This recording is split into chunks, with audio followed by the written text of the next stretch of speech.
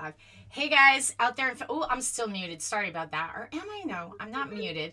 I'm not muted. Okay, hey guys out there on Facebook and Twitter and YouTube. Live again. We got Victoria Eloise in the house, and we're going to get into it about Annie Lamont. Do you know how much money that woman is worth? Like, she's worth a couple $1 billion. That's what her portfolio is. So let's go follow the money and see. Do you think like that is a conflict of interest that our governor's wife is one of the most powerful female venture capitalists on the planet? Kudos for her, but do you think there's a conflict of interest there? Let's get Victoria here live with us. Hey, Victoria, welcome back. So nice to see you. Hello. Thank you so much for having me. My pleasure. So, some interesting things happening in the news that I can't believe the Hartford Courant actually reported on, that she's Annie Lamont, $1.9 billion. Tell me what you're finding when you're following that money.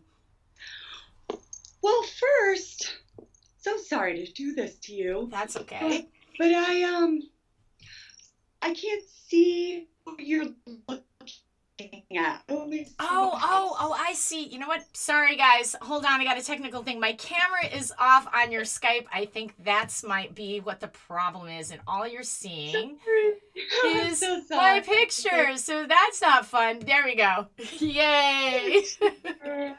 Yeah, I was like, I need to see her face to get into it with her. Yeah, absolutely. That's definitely part of it. Sorry about that. So, what are you finding? What's going on with Annie Lamont, and what are they doing with the money? Well, so my dad, which I mentioned to you, my dad comes flying in the room Sunday morning. We get the Hartford and comes flying in my room 8 o'clock. I'm totally a morning discombobulated, but he sticks this Hartford Courant article in my face, and he's like, "Look, you got to read the whole thing." And the article is titled Lamont. Maybe you can see it, but it says Lamont faces ethical tightrope. Wait, put that up there again. It's about damn time. Put that up there again. I got you a close up here. Lamont faces ethical tightrope. Wow! That's awesome. That's on the front page! Yeah. Wow. Oh, beyond for beyond. It's on the front page. Wow. And so, yeah. So I start, and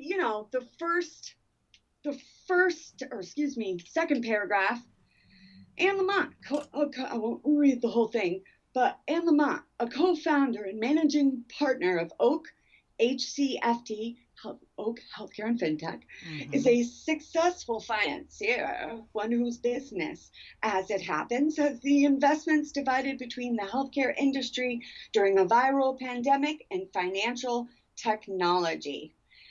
Goes on to talk about the torrent of state money coming in, blah, blah, blah, how she spent her billions. So this article is the one that I posted yesterday. Okay, so that is really huge that's on the front page of the Courant. I didn't realize that it was right there on the front page. That's a pretty big deal. So let's keep digging on Annie Lamont. So guys, if you just tuned in, on the front page of the Hartford Courant this past weekend, was it the Sunday paper or the Saturday? Yes. Wow. It was the Sunday paper. Wow. Huge. The one everybody gets. Yeah, that is the one paper, and still I think traditionally people are reading that, and that made the front page. That's pretty big news. So Annie Lamont. So let's continue. Go right ahead. So that's what we're talking about, guys. Is there a conflict of interest? Let's follow the money and see, because we got to know these details. Go ahead, Eloise. Let's talk. Should I pull up Facebook first, or you want any more tidbits out of that article you want to mention? I think we'll go right to Facebook. Maybe. All right. So I'm going to pull up post from yesterday. I'm going to pull up this screen, and Eloise is going to walk us through this post here. So we're down on the June 3rd post when with about the money coming out. So here we go. Yes. Oops, Okay. wrong thing here. Let me get rid of that. Sorry, guys. There we go. So the June 3rd one isn't specifically about this article, the one from yesterday, which we'll get into in a minute, the post from yesterday. But the June 3rd one Hi, Mom. Sorry. The June 3rd one is a really great example of where, they just, and by they, I mean our state officials, right? I call them corporate state officials. And a lot of people do because they're not.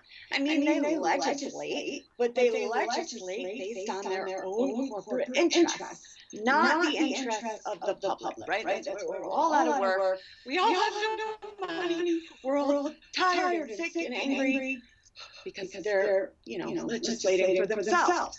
So that June 3rd post, let me scroll back down here. Excuse me. Okay. So this one says, today, Governor Lamont announced, is that the one you're on? Let me see. I'm saying initiatives target those who otherwise excluded from participating in existing. Hold on a second. Let me move this. Governor Lamont announces public-private partnership to support vulnerable residents during COVID-19 emergency. Is that what we're both on the same page? Excellent. Yes. And so that first paragraph goes on to say, the philanthropic organization 4CT, which was created with the express purpose of providing emergency assistance to the state's residents during the current pandemic, will be making 1 million available to Connecticut families, blah, blah, blah, blah. What? Wait a minute. So this is just what? Wow. So this company, anytime I read about philanthropy on the Connecticut State website, because I know what I do regarding these ongoings, I find it, anytime they release something about something good they're doing, they're actually doing something. They just want to say, oh, here's this organization, and you may be seeing money go towards it, or you may be seeing money. Organization is never really about what they say. So specifically, this company, 4CT Corp, it's not a philanthropic organization.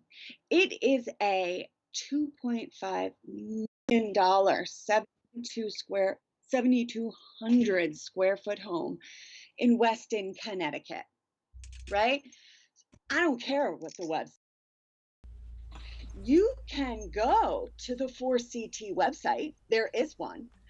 But now remember, Connecticut spent on March 10th or March 3rd, Connecticut wrote a $72 million contract for, in the rise of COVID, okay?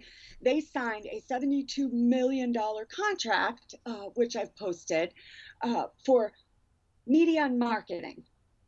Wow. Well, excuse me, the freaking, the aging disability gets 240,000, but media and marketing gets 72 million. That's neither here nor there. So I mean, sometimes people claim like, well, they have a website. Well, that doesn't mean anything, because they have so many media personnel in their pockets, including the Hartford Courant.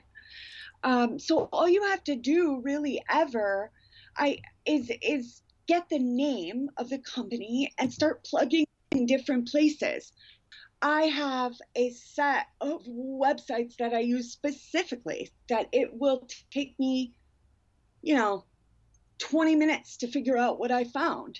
So I take the name 4CT Corp and I plug it into Concord, which is Connecticut's business registry site.